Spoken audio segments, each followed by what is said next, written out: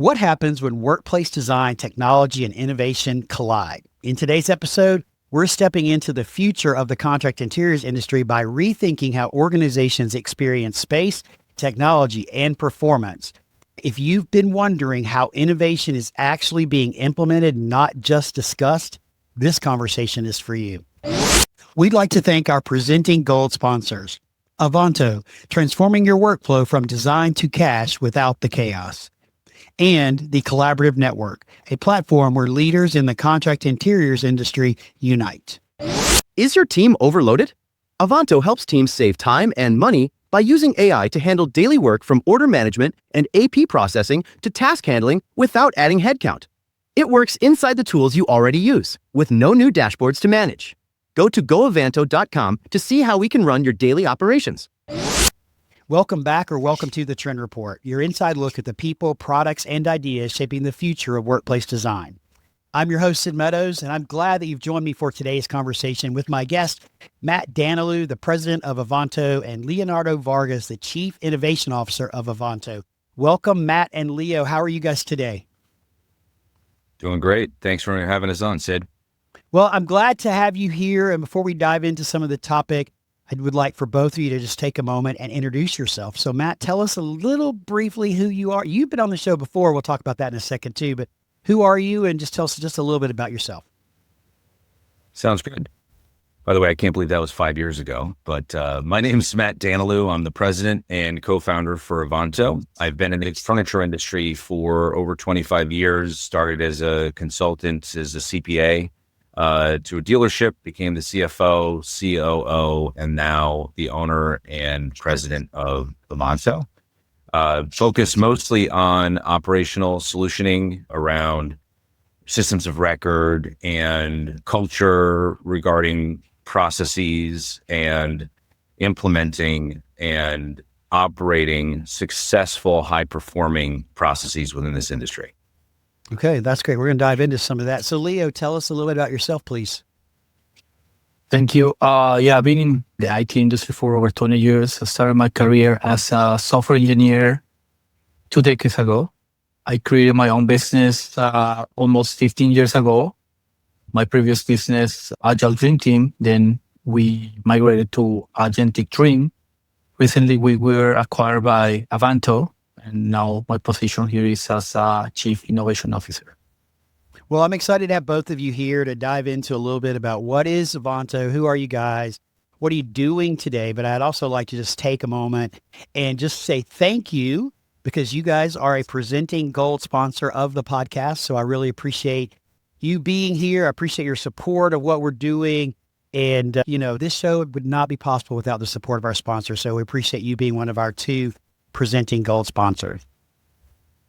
So, we talk a lot in the industry about innovation. We talk about workplace transformation. We talk a lot about the future of work. Well, today we really want to move beyond some of those buzzwords into more execution and exploring what innovation looks like when it's operationalized inside of organizations. I know that Avanto has had great success with over 100 different customers in our industry. And I really want to unpack what it takes to integrate this technology in ways that it can help deliver measurable value and help to shift what manufacturers, dealers, and reps, how they're navigating kind of what's going on in our industry. So I want to dive in a little bit to go back to who is Avanto. So some of you might remember, if you've been a longtime listener of the show, that Matt was on the show way back in 2021, which would have been season 2, because we started in 2020.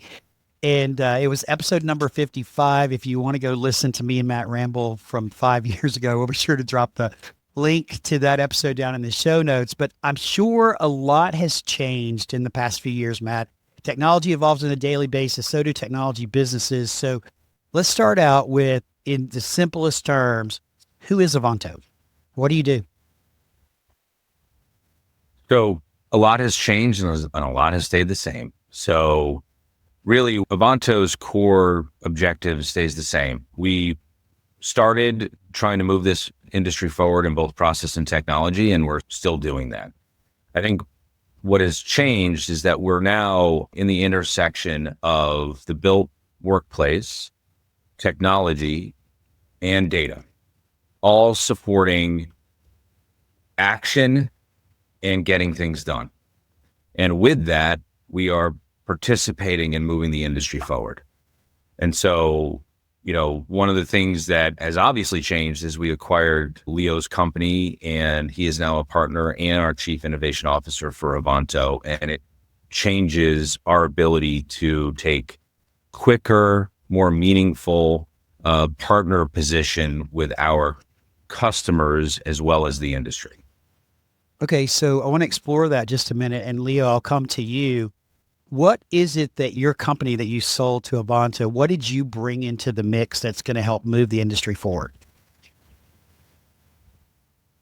I mean, other than the experience, as I mentioned before, we've been personally been in business for over 20 years. I think we are forward thinkers. We are coming with a new way of working, especially in processes, in AI-driven tools and experiences.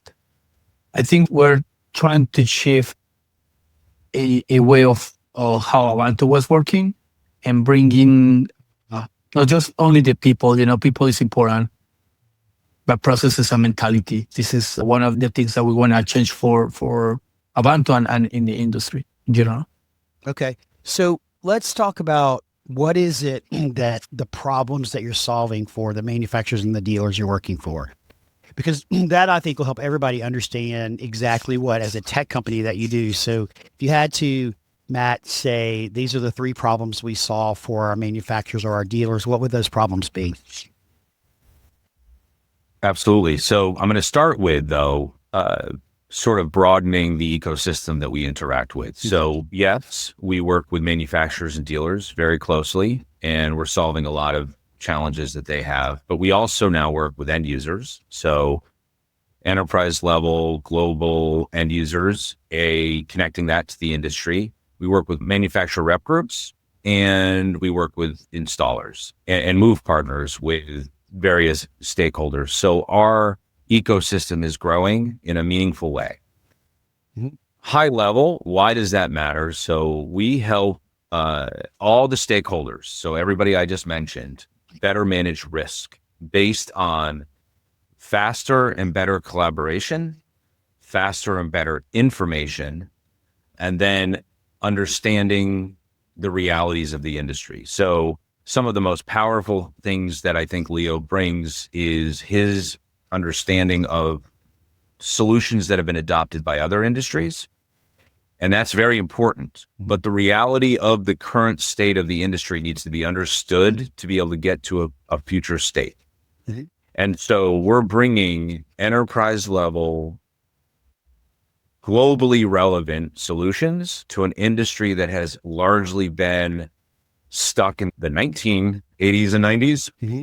And that transition and leapfrog from current state to a meaningful future state needs to be managed and roadmapped in a meaningful way, understanding the current state, in my opinion.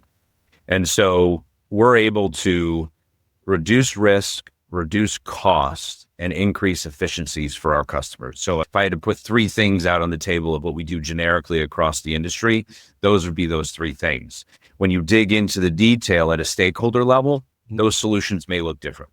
Sure. So thank you for that explanation. And the 3 that you just said were reduce risk, reduce cost, and what was the third one? And increase efficiencies. Increase efficiency. Okay.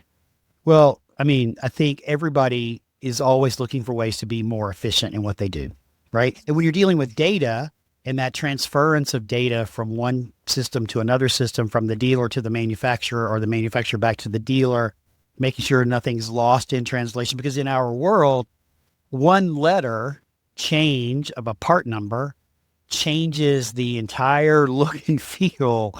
You might change an R to a G, and rather than get red leather, you just got green leather. I mean, it's that simplistic in our industry. So I know you're involved a little bit in that process, but I want to go backwards for a minute about the ecosystem of the people. So manufacturer, dealer, rep groups, installation, and end user. So let's start with the end user. What are the services that you're offering to the end users?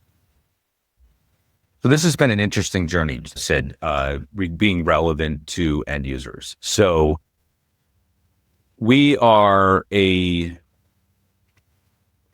fully capable enterprise level solution for the interiors industry around facility management and asset tracking. So we can participate in simple things like developing a marketplace around a standard that can automate directly through to a manufacturer, through a dealer or other stakeholders that can bring an immediate update and confidence that the product is correct, the pricing is correct, and that they know where the order is at all times, rather than having multiple people have to touch and communicate that. Now, that's a big deal for one location and one solution provider. But when you have multi-location,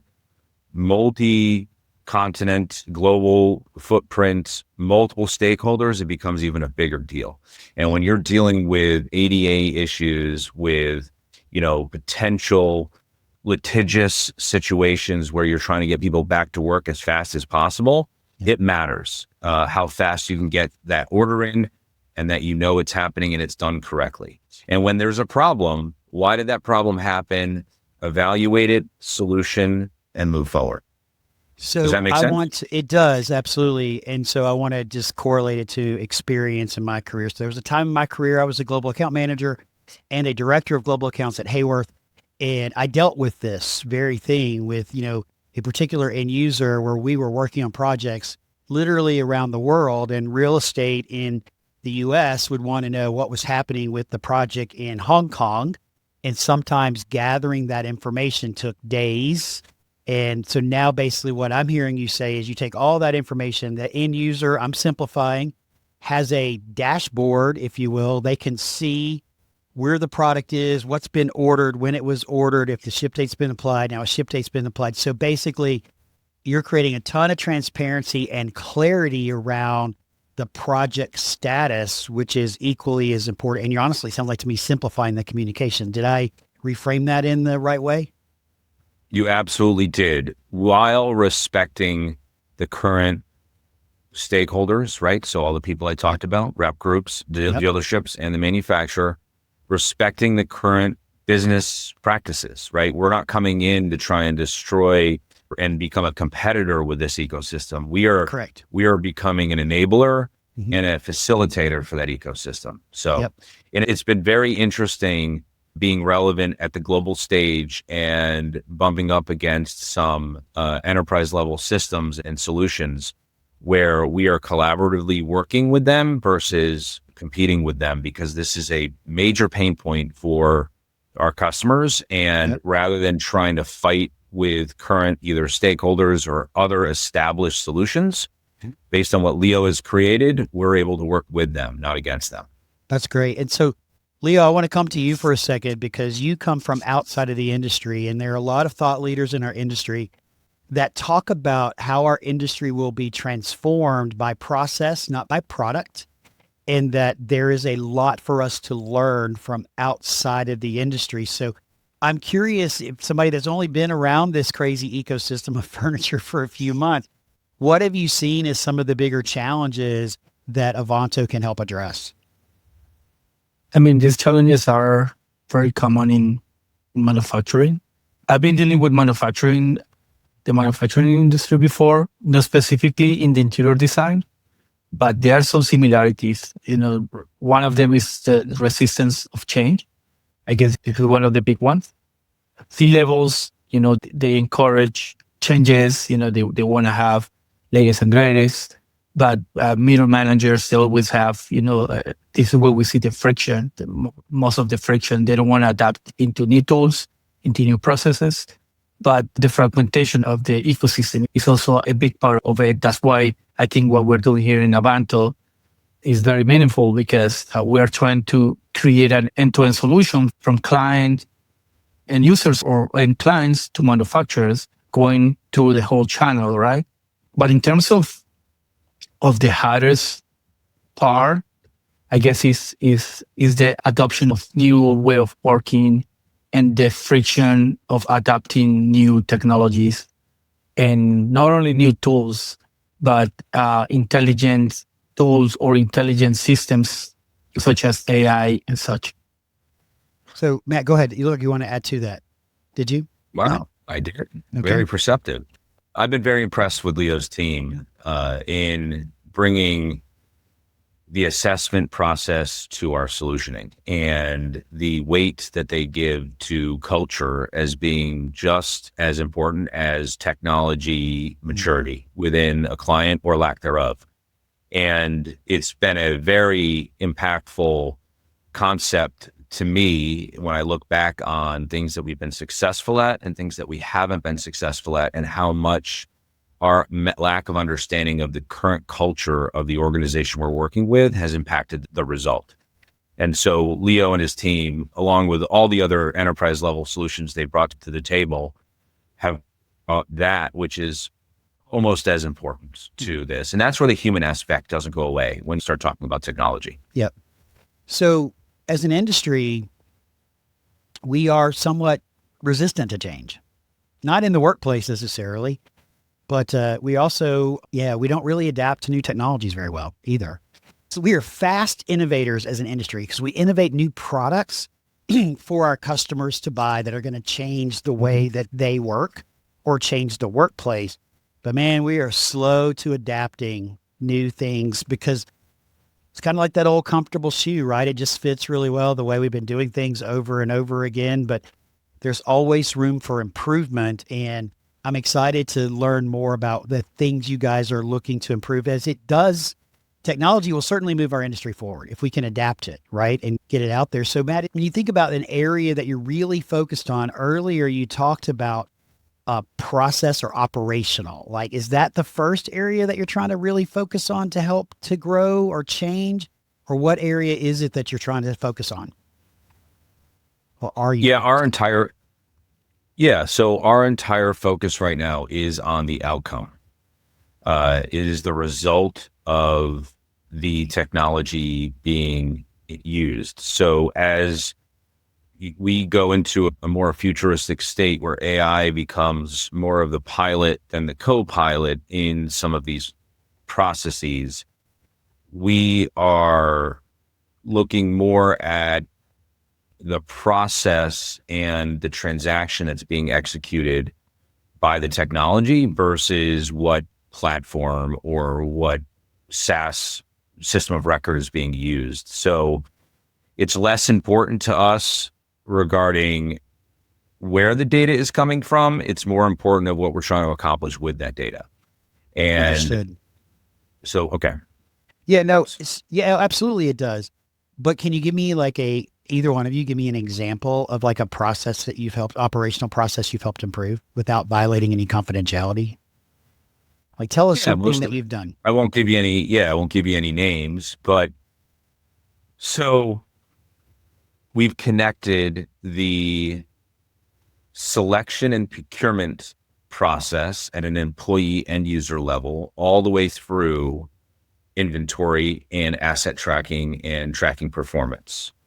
So everything from I want this chair to the caster just broke and I need a replacement is all through the entire chain now automatable and managed with humans in the loop, where most of the action is being taken by an agent and not the human. So the human is observing it and triaging any pain points and any concerns based on, parameters, guardrails of the process.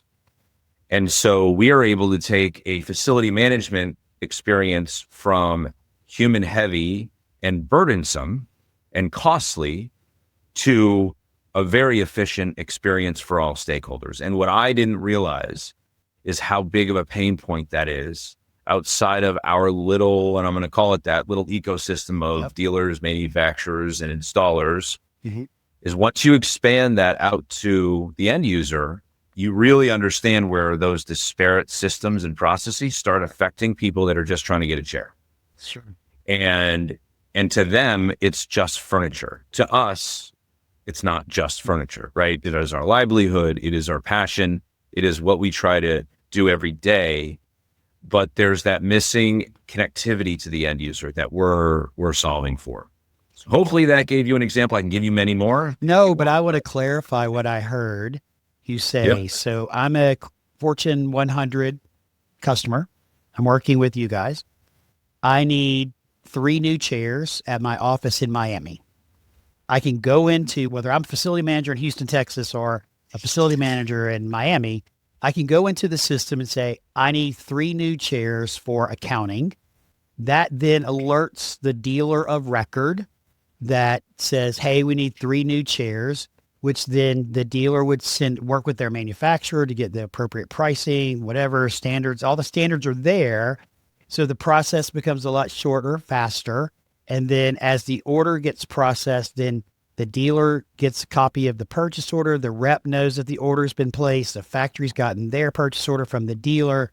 So you're really simplifying it regardless of where I am as a facility manager. And then once the product's installed, I know that it's been installed, and then I can track it from there. Is that a simplified version of what you said, Matt? It is. And then if there's a warranty, it can be initiated and tracked all there. Yep. And it's a full end to end. So it was a good simplification. The way that happens and the number of touches that are required, let's just say it was 50 before, it could be 2 now, because as long as it's staged and fits that profile, right? And then the people involved in that chain of operation can now focus on relationships, can focus on making sure it's correct.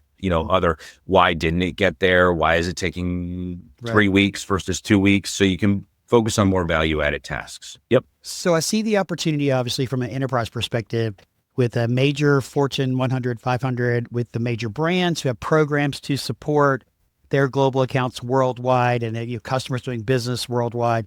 But how do some of these principles apply to the smaller office furniture dealers, the ones that are unaligned, that are working more in a regional marketplace, or the smaller manufacturers? How does Avanto benefit them? So size doesn't matter. Loaded question, by the way. So. Yeah. Size doesn't really matter in what we're bringing to the table. Really, at the end of the day, what can be frustrating as a starting point of this conversation is that often a lot of the same tasks and the same focus is required for one chair, just as much as for a floor of furniture. Now, that's obviously not 100% true. You have different people involved, but in general, you have order entry, you have pricing, you have all these different things that need to happen. So whether it's complex in a small scale or complex at a large scale, it's still complex. And so we can start the journey of stabilizing and normalizing some of the data that drives this. And so we can work with a very custom system of record, or we can work with an enterprise level global system of record. When I say system of record, I mean ERP, CRM, those types of platforms. And so we've always, these are some of the things that don't change. One of the things is this is a relatively small industry, and you have a lot of different players, different pocketbooks, and we're making this affordable and relevant to the whole spectrum. Okay. So we can, based on knowing that, right? We're not coming into this thinking that, a Steelcase, an HNI, and a Miller Knoll, Hayworth, I'll mention them all, Technion, is the same. Yeah, exactly. Is the same as an open line, that just started 5 years ago or is looking to start up, right? We're relevant to both or all of those situations, as well as the dealers are considered. In fact, sometimes we are more relevant to the smaller stakeholders than we are to the larger, because larger stakeholders have bigger infrastructure and more resources and are already on this journey. We can partner with some of these smaller stakeholders, dealers, manufacturers. Rep groups are a good example. Rep groups are relatively simple compared to what a dealer does, yet we're very relevant to rep groups because there's still the same complexity, there's still the same silos, and there's still the same risk. You price something wrong or you spec something wrong, you have that risk, and wherever you are on that chain. So I think we're very relevant to all the different size and complexity of the industry. We'd like to thank our supporting silver sponsors: KISP, who helps furniture brands visualize and sell products before specification. Navitas Credit Corp. Navitas makes great workspaces affordable, turning furniture projects into easy monthly payments. Web Configurator Services, the leader in AI-powered online product configuration and quoting. So we have a lot of smaller dealers, unaligned dealers. We have a lot of independent reps that listen to the show. I'm curious, Leo, if I'm an independent rep. Tell me a little bit about what it is that you do for my business. How can you help my business? Yeah, I mean, I want to first clarify the layer where we exist. Oh, yeah, please. We live in the layer where the action is being taken. We don't live in the layer of statuses, records. We live in the action layer. And this is one of the main reasons why I joined Avanto, because I think this is a perfect industry and a perfect example to bring AI to bring and execute actions. Historically, we've been a service provider company where we are taking the same actions for rep groups, for dealers, for the whole ecosystem. And we were utilizing tools to help the action be taken, right? Now we're going into the layer where the action is actually happening and enabling AI and human in the loop as a service. We can take different actions from the rep group perspective, right? We can help them, with the normalization of the data sent to manufacturers. We can help them with the quote, especially in the exceptions or the edge cases, right? Where the edge case needs to be analyzed by AI. The edge case needs to be that typically today it takes many human hours, and that a tool cannot do it, right? Like tool is just a glorified database, right? Or the glorified spreadsheet.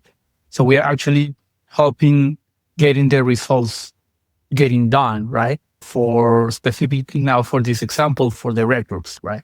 Quotes, POs, and helping them with communicating and orchestrating between the whole ecosystem, and also supporting end clients if that's specific for dealers that they have a program they want to support, right? So we can support with our actions at the end user layer, the rep group layer, the dealer layer, and manufacturer layer. Okay, so I want to go just a little bit deeper to make sure I understand. I'm an independent rep. I get an email from a dealer that says, hey, here's a bid package. I need your alternates and pricing, lead time, blah, blah, blah for this project. What is it that Avanto helps me do? Well, you jump in, Leo. Yeah, please. Sure. So when we're talking to rep groups or working with rep groups, we are doing a couple of primary things. So in your example, we can evaluate the email coming in, and this is technology doing this, right? It can pull that email in, and then it can stage the request and potential solutions for the rep or the designer at the rep or whoever else internally. It can even go out and find potential alternates and pricing within my ecosystem, right? Within my ecosystem of what I offer as products. Okay, keep going. Stage that for someone to review it versus having to create all of those things from scratch. And so if you look at that process as 100% end to end, we might be able to take over 80% of it and facilitate staging things for people to review. Yep. And that 80% could turn into 81%, 82% over time. But to give you a practical example at the rep group area, standard service that we do for them, which will only get better with the technology that Leo is working on, is capturing orders, acknowledgments, and orders, identifying the salesperson that's attributed to it, and calculating commissions. And verifying commission that the factory assigned you to it is verifying when they get paid. Your agreement and all that kind of stuff, right? Yep. Okay, so this is fantastic. So thank you for going so deep and practical with me, because I know it helps me understand, and I certainly know that it's going to help the listeners understand. So I'm an independent rep. I'm out on the road all day, which is what I do. I'm driving around 8 hours. If you're in DFW, you know how, you can only make 3 appointments in an 8-hour day in Dallas. But my email box is filling up. And I got this request for this information, the example I gave you as a quote. I got the request for what are the COM requirements of this chair? What's the warranty of this chair? What's my discount? So utilizing an AI tool, it can read my emails. It can go gather the information based on the data that I have put in there, which is the data from my manufacturers that I represent. It'll gather all that information. It'll draft a response, however you guys build it with that rep. And then it sits it in the outbox, if you will, of the draft box of the email of that rep, who then can go in and review what was requested, review quickly what the response was, and then hit the send button. That accurate? It is. Okay. Where I like to caution throwing out Yep. specific examples like that is sometimes people get pigeonholed into that thought process of that's how it has to work, right? So one of what I consider to be part of the great things that Leo is creating is that we are headless from the perspective of there's a lot of competition out there now, which is exciting for everybody, meaning there are solutions that are being developed by many different participants of either the industry or external people coming in the industry and whatnot. So when you say all the things that you just said, if a rep group is already using an AI solution to analyze in Outlook or whatever system you're using for email, we can work with that solution. So we don't have to own the whole footprint of that workflow. We can work with other solutions. We can work with multiple systems of record, i.e. CRM, ERP, and we can then facilitate the action that Leo is talking about. And part of, everything we're talking about today took me 6 months to wrap my head around, right? Sure. And so this is a paradigm shift of how you look at some of these solutions. And so it's worth another conversation if you're interested in understanding how we can play a part in that whole process. Got it. And my objective is not to pigeonhole either one of you. My objective is to bring clarity to the conversation so that the people listening can go, oh, they could do that for me. What else can they do? Or which I doubt anybody is actually using an AI to analyze their Outlook, but that's another conversation. But, oh, I'm doing that, but they can help me with this part of it, because I think the more that we can, at a very basic level, understand the power of technology, the more we will be open to a conversation about how can technology benefit me in my business, because we get scared of it. We get scared of technology. Well, we recently, sorry. Yeah, go ahead. No, go ahead. Real quick, Leo, and then I'll give you the floor. So we recently had a webinar, which was our first webinar we ever had. We were very excited. We'll have some more. And there was a question on that webinar where I thought it was a great question. And it was, hey, our system already does an automation. Why would we need your platform? Right. And so we have a lot of, conversation around, well, I have a CRM that already does an automated notification, and why would I need to automate this process? Well, that's part of the journey of understanding what Leo's talking about when he says we're in the layer of action. He's not talking about automating an email so that you can go do something else. He's talking about resolving the issue and the question in that email so that you can review the result that they're asking for, so you don't have to do all of those actions. Yep. Right? So a CRM that bolted an automation workflow engine or an AI chatbot is not what we're talking about here. We are talking about taking actual action around pricing and other tasks and resolving them with a human in the loop to review it. Yeah, and I want to. Yeah, go ahead. Yeah, I want to expand something here, and this is more of what is happening in all of the industries, not only in the furniture and commercial interior industry. And this is why so many companies are hesitating about AI solutions as of right now. They are considering it, but they are still thinking about or wrapping up their head into what exactly it is. And this is the first thing that we need to understand here is the difference between intelligence and tools, right? And we've been for over hundreds and hundreds of years, solving things with tools, but utilizing human to do the action, right? And this is the paradigm shift that we are seeing right now, where AI can take the action and it's not just a tool. I've seen a lot of AI SaaS enabled systems out there that they claim to be AI enabled, but what they're shipping is they're shipping just a tool, a AI or AI wrapper or AI enabled tool, but not actually taking the action. And this is the hardest part that people are not understanding now. What's the difference between a fully AI autonomous operation versus using AI tools to do the same operations? And we are seated in the autonomous operations system rather than AI-enabled tools. Okay, I understand that. And I think the thing that I like about what you have both said consistently is a human in the middle. So you're not advocating, hey, bring in an AI and they're going to do everything for me and I'm not going to need to hire somebody or like that. You're saying, which is what every AI person I have talked to this season, which we've talked to a lot of them and we've got a lot more coming, there needs to be a human in the middle to review the data, what's going out the door.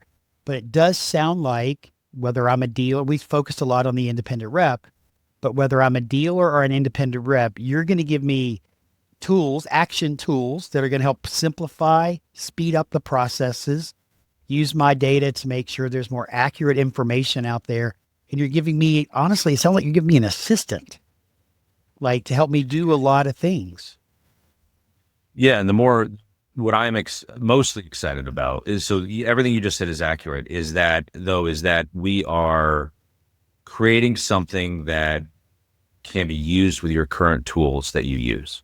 So you're not looking at a rip and replace here. You're not looking at a 6-month, 8-month training session and reevaluation of your processes, right? Sure. We do an assessment. We understand the pain point. We work with your current tools. Could be a competitor of ours, right? Like and we help you do more. And you can look at it as an assistant. You can look at it as a facilitator, however you want to look at it. We customize because all of these technologies that we're talking about allow us to bring better experiences to our end users in complex transactions. And so simplifying again, I do this for me, Matt. You know that I'm always asking, like trying to clarify this. So if I'm a rep and I'm using Rep Fabric and my dealer is a Steelcase dealer and they're using Hedberg, and then you've got a bridge that allows those things to talk together, right? So that there's no transference of data. And that example of the missing letter at the end, or the changing the letter at the end of the code of the product to change it. So you're a bridge there between those softwares. So whatever I'm using, you can help bridge the two together in order to move things forward. Yes, but I would just nuance a change to that, is that we can help them talk together if that's the action you're looking for. Sure. Right. So there could be scenarios where they're perfectly fine not talking and you're just looking to take action based on the combined information of the output of those two systems. So this all starts literally with the assessment that Leo and his team will do about your business, where the pain points are in your business. Then you guys review it and make, hey, these are the things that we feel like we can help you with. And then here's the structure of how we would do it. So you're not having to layer in. And one of the options is not necessarily, you got to replace all your software and come all the way over to Avanto, right?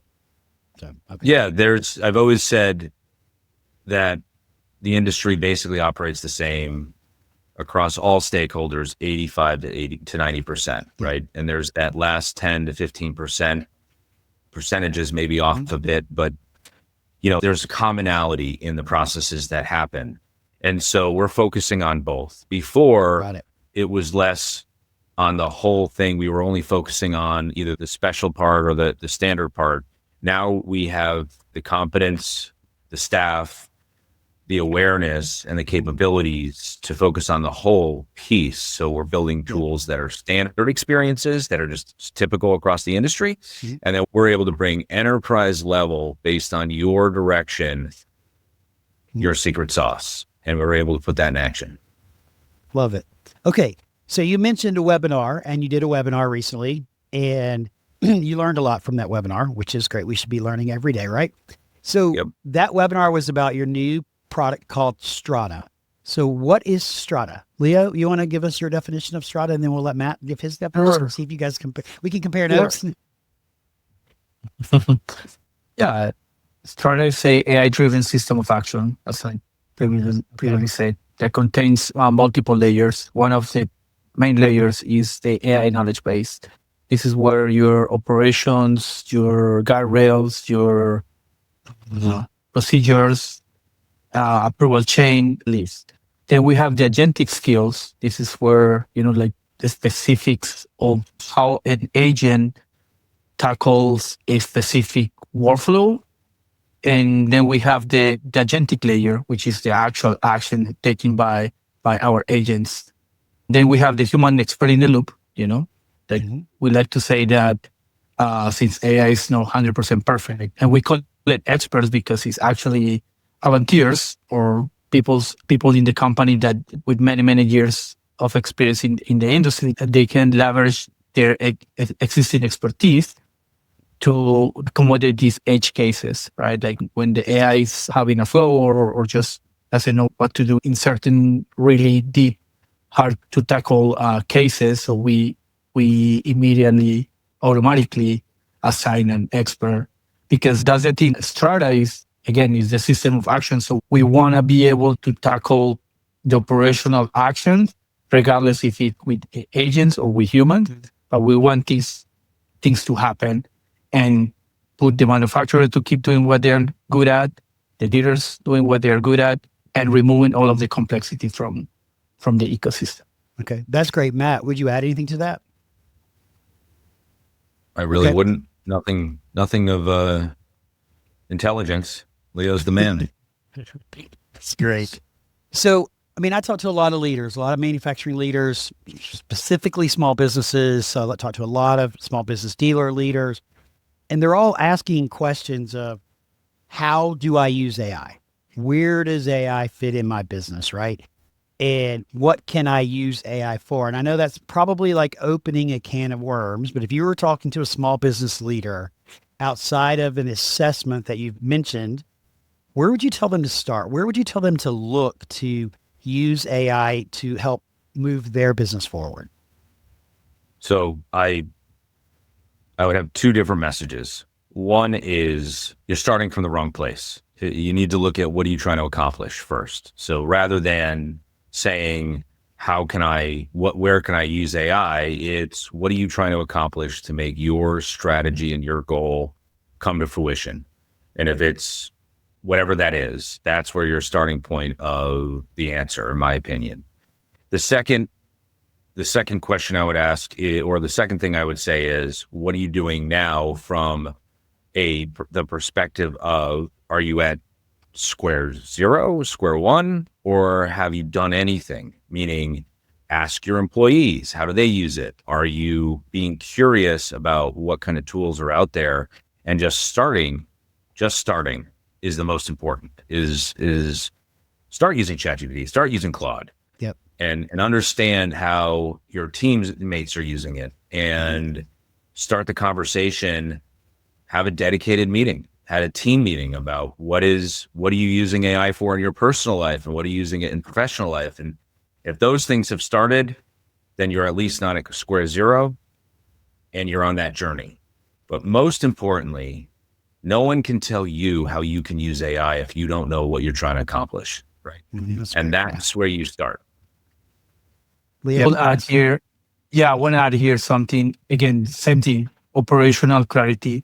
That's the main thing here, operational clarity. We've seen reports that are scaring some of the tech leaders in the industry, like the MIT like a couple of months ago, saying that 80 or 90% of AI initiatives fail. And it's because of the same thing, First, because you are thinking about tools versus operational autonomy, and you're thinking about tools, and you're trying to bring AI into the wrong place, right? You need to analyze where exactly what's my pain points, right? And if you don't have operational clarity into your existing manual workflow, AI is not going to do anything for you. That's a great ad. It really is, because it's just like putting a Band-Aid on something, right? That doesn't even need a Band-Aid. But as an industry, we have so much to explore. This is still new. This is only 3 years old. And so our heads are still spinning about what this thing is, this thing AI, which is why we talk about it so much. I'm trying to bring different perspectives from different people of, what their thoughts are on it. How can people use it? Because we have a lot to learn about it. But I do think that people need to be open-minded, to be willing to explore what AI tools can be used in my business and how can they benefit my business? How can they make us more efficient? How can they let us get our customer issues taken care of faster, get our quotes done faster, whatever it might be? But more importantly, how can it make us more profitable? And I think there's so much to explore. Again, we're 3 years into this thing. And so if there's one thing that I have learned in my 30 plus years of selling office furniture where it relates to technology, what it is today, tomorrow is going to look a lot different. So we have to embrace technology and look at, what's coming. So that's my last question for both of you.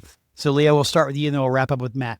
What's one thing that you're most excited about from a tech AI perspective, maybe in the next 3 to 5 years? I'm really excited about the fact that the next generation of companies, and I think industries that were way behind, they didn't even pass through digital transformation. They're going to have a leapfrog into AI native operations. So where, the full operation is going to happen through agents and not just as a tool. I mean, I really don't like the word AI tools because it's actually a operational autonomous layer. And this is the next generation. This is what I believe, the next generation of companies, especially the ones that couldn't transform during digital transformation.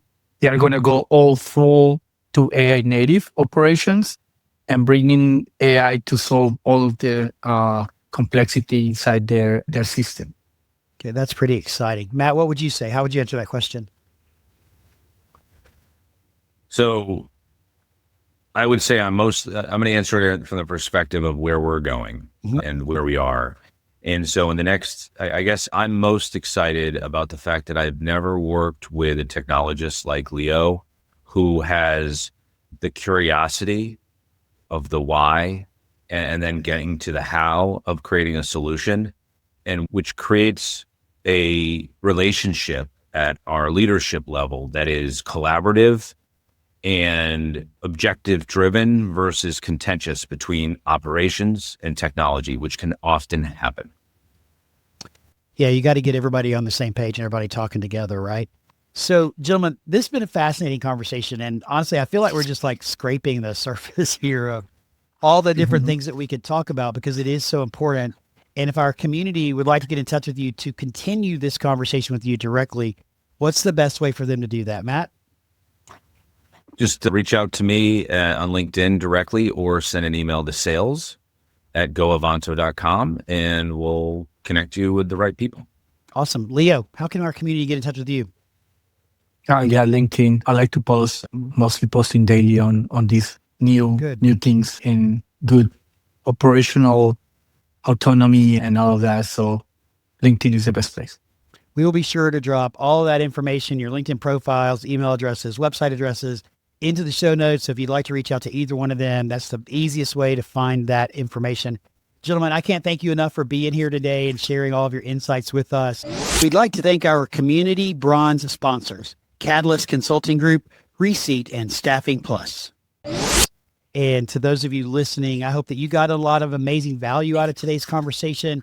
I appreciate you joining us on the Trend Report, your inside look at the people, products, and ideas shaping the future of workplace design. Go out there and make today great, and we will see you in the next episode. Take care, everyone.